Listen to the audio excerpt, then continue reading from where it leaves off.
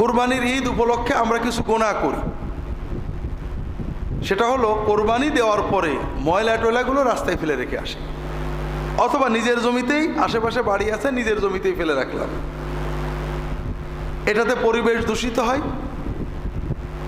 অন্য মানুষেরা কষ্ট পায়, রোগ ব্যাধি ছড়ায়, পচনের কারণে আমার পরিবারের কষ্ট হতে পারে, দুর্গন্ধ ছড়ায়, আর এগুলো সবই গুনাহের কাজ। দিনের বড় একটা কাজ হলো মানুষের কষ্ট দূর করা। রাসূলুল্লাহ সাল্লাল্লাহু আলাইহি ওয়াসাল্লাম বলছেন, আমি দেখলাম একজন মানুষ জান্নাতে গেছে, আল্লাহ তাকে জান্নাত দিয়েছেন।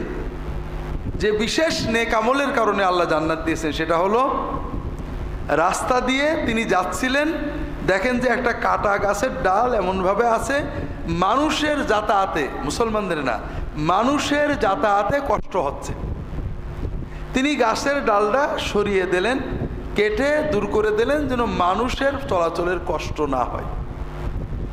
আল্লাহ তাআলা এত খুশি হলেন, এই আমলটার ওসিলায় তাকে জান্নাত দিয়ে দিলেন। তাহলে রাস্তার কাটা সরালে যদি জান্নাত হয়, আর রাস্তায় কাটা রাখলে কি হবে? কিন্তু আপনি রাস্তার পাশে পায়খানা করে গেলেন, রাস্তার পর একটা ইট রেখে চলে গেলেন, কলাটা খেয়ে রাস্তার উপর ফেলে দিয়ে গেলেন, অথবা কুরবানি করে রাস্তার পাশে ময়লা হাড়গোড় রক্তগুলো উপরে রেখেই চলে গেলেন, মাটি চাপা দিলেন না। এবার কি হবে?